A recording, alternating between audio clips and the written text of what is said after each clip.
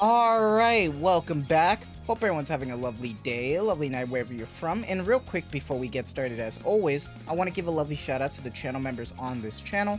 So thank you so much to these lovely commanders here that you see on screen. Thank you guys so much for your guys' constant generosity and support to me as always. It really means a lot to me, so thank you guys so much. And if you guys are actually interested in becoming a lovely commander yourself, if you are interested in any of these cute and lovely emotes, loyalty crown badges, you want a special role in the Discord, make sure to join the Discord. But as always, if you choose to do so, thank you so much. Just remember, that's not the only way that you can support me. Just watching the content like you are right now, it's truly the best way.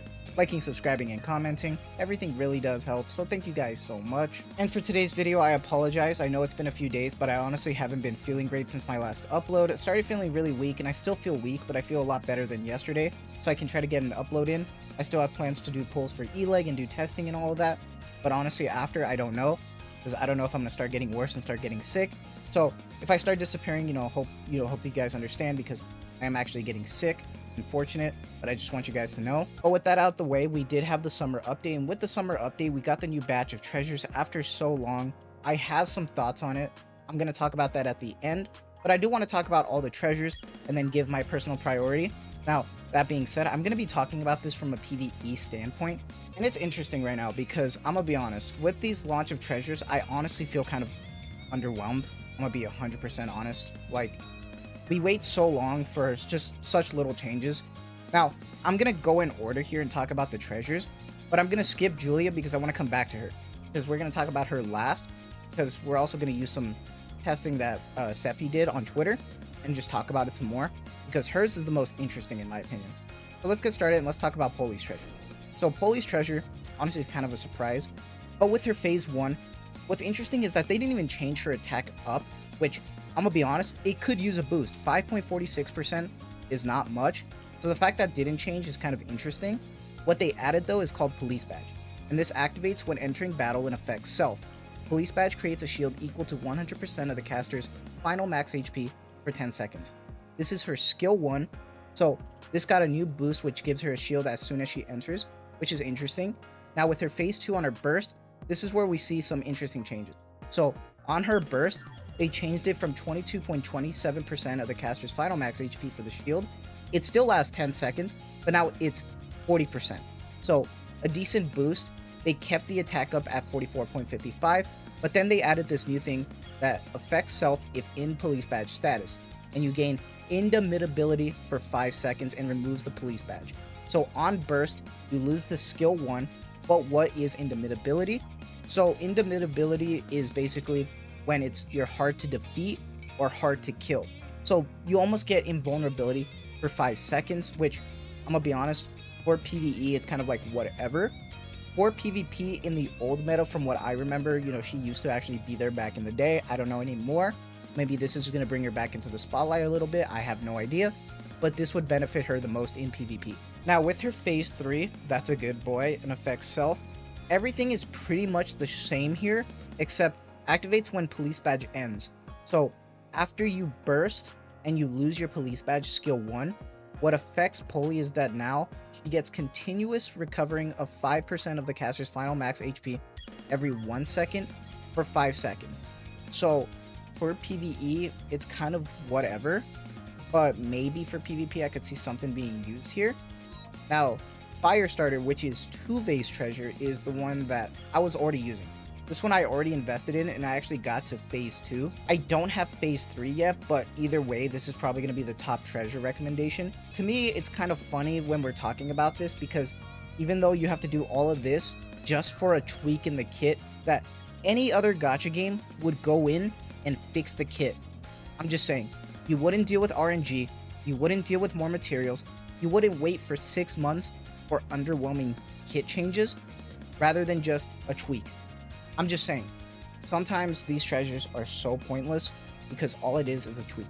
And this is what I mean, because with emergency crafted bullets, this is RNG right here. So it was a 5% chance to activate emergency crafted bullets, which reloads 5.31% of the magazine. And now when you activate this, what affects all allies is that you get max ammo up and crit damage. Now it got changed. So now rather than dealing with RNG, this happens after 10 normal attacks. So 10 normal shots, which is great, which means you probably want to invest more and getting some max ammo and Bastion for Tove now because of this change. So this is all really nice, and they didn't change anything else. They didn't change the numbers. All they did was just tweak the activation for the skill 1, which in my opinion is just really funny because they could have just done that themselves. Now with her phase 2, there is such minor changes. I was kind of confused when I looked at it the first time. However, with her burst skill, the only thing they do is to make the actual effects last 15 seconds. So now this synergizes a lot more with characters like Bunny Soda who have that 15 seconds. So for a shotgun team, if you're not investing in Doro, but you do have an invested Bunny Soda, this is going to work a lot better now because that 15 seconds is great.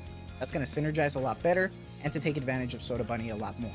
And then with phase 3, only activates when temporary modification is fully stacked and affects all allies. The crit only went up, nothing else. The attack speed stayed the same, but the critical rate went from 3.32% to 10.08%. So although it's good, these are just minor modifications to what would probably be the best treasure in the batch in my opinion. I really wish we had something else than these treasures because it is far from perfect. If they made it a lot less grindy maybe, but at the same time, you can't just tweak the kits that you fucked up yourself. I'm just saying. This is Julia's. We are going to skip it for now.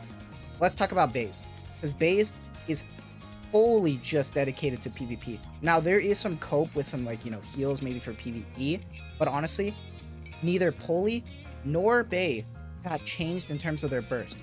So they are still 40 seconds.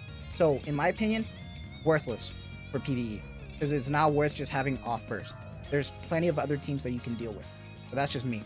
Now, the only change here that I saw was that she actually gets this bonus additive right here.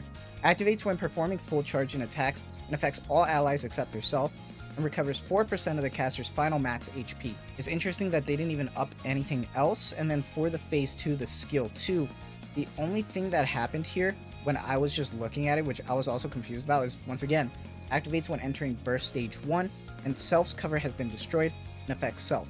She recovers 20% of the caster's final max HP. So this honestly just benefits her in PvP. This right here I would see like some good use in PvP. She is pretty good in PvP already, so this just helps her a lot, and I know a lot of the champions are going to be using this. So, good for you guys.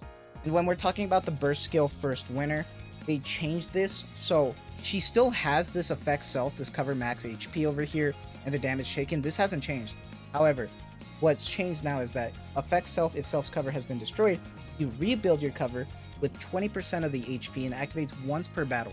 So what it's looking like is that on burst, if Bae doesn't have her actual cover, she'll just have it rebuilt at 20% of the actual HP, which is still good, but this is definitely dedicated to PvP mostly. I honestly don't see the PvE standpoint. I think it's more like copium if anything. Now, the big heavy hitter and biggest surprise here is Julia, because the fact that they remember Julia is crazy. Now, here's something really important. So they added something to her kit and also changed the activation, because unfortunately for her phase 1 of her kit, the skill 2, the way that it activated was with the last bullet, and the last bullet mechanic in Nikke, I'm gonna be honest, sucks ass. So the fact that they changed this requirement is really good already. So now it's after landing 6 critical hits with normal attacks, and it still lasts 15 seconds and still gives you critical damage up 24.79%. So that's good. But now, after landing 2 more shots, which is 8 critical hits with normal attacks and affects the target's Marcado, you deal 88% of the final attack as additional damage, and if Marcado lands as a critical attack and affects the same target, you deal 100% of the final attack as additional damage, and activates when entering battle and affects self, forcefully uses skill 1. Now what is skill 1? Skill 1 is Decrescendo, which affects self. Critical rate goes up 26.04% for 10 seconds. So now, because of this phase 1 right here, at the start of battle when entering, she instantly uses her skill 1. So her critical rate goes up, but now they changed this. So rather than just having her crit, she gets attack up for 20% for 10 seconds, and normal attack crit rate going up 36.16% for 10 seconds. So they're definitely making her a crit build, which is interesting. And they did a minor change with her burst skill, but in my opinion, it's probably going to make her deal a lot more damage now. And instead of affecting the 5 enemy units with the highest final defense, now it just affects random enemy units. And instead of just dealing just a flat 544.5% of the final attack as damage, now this attacks sequentially for 5 times. So this is going to deal a lot more, but that's really interesting that they are changing her up a lot. And I'm gonna be honest, now she might be like a tier 1 unit because of these changes. But here's the thing. What do I think of the order right now of talking about the units? Because when we're talking about the units, I think the priority, depending on where you're at, if you're already building shotgun teams, definitely go for Tove. Or if you've already built Julia in the past because of waifu reasons, then just go for Julius because she's actually going to be a good damage dealer, especially with crit. So I would go for her. They're kind of tied depending on the situation. And then for the bottom two, for either Poli or Bay, I'm going to be completely honest with you. I'm going to just go for Bay because of the wallpaper, and then Poli's going to be last. Now, this is talking about from like a PvE standpoint or like the Gooner standpoint at this point. I'm not talking about PvP. So, in my opinion, I'm definitely focusing on Tove first, then Julia, then Bay, and then Poli. But that's just my stance. Because I want to talk about how Julia looks from actual, like, you know, tests with whales. So Sephi actually did some testing with like an Omega whale account, and it's phase 2 treasure for Julia with no elemental lines and just one attack. And I'm gonna be honest, like with this, we're using volume, we're using the maids, and then comparing with Eve. This is insane. The fact that she's dealing close numbers to Eve already on phase 2 without elemental or attack either. So if her numbers were to change with better rolls on the rocks, she actually might be on par with Eve now. And then with like another test over here, with Crown, Red Hood, you know, Helm, just still doing solid numbers. I wonder how she's going to be with phase 3 treasure, but she is definitely improved than what she used to be. Now she's actually a viable character. That's if you're willing to invest in it, because for most people, without the waifu aspect for them, they're probably just out of the synchro and like forgotten about. So I don't know when I'm personally going to work on it.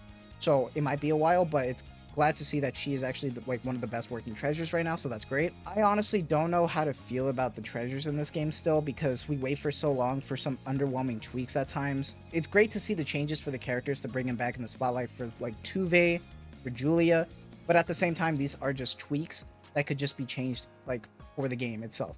So I don't know, mixed feelings all around. Sometimes it feels underwhelming. It's honestly a shit mechanic, but it is what it is. Let me know what your guys' thoughts are on all of them. But that is going to be it from me. I hope you guys have a lovely day, a lovely night wherever you're from. And as always, thank you so much for the constant support. Take care and have a good one.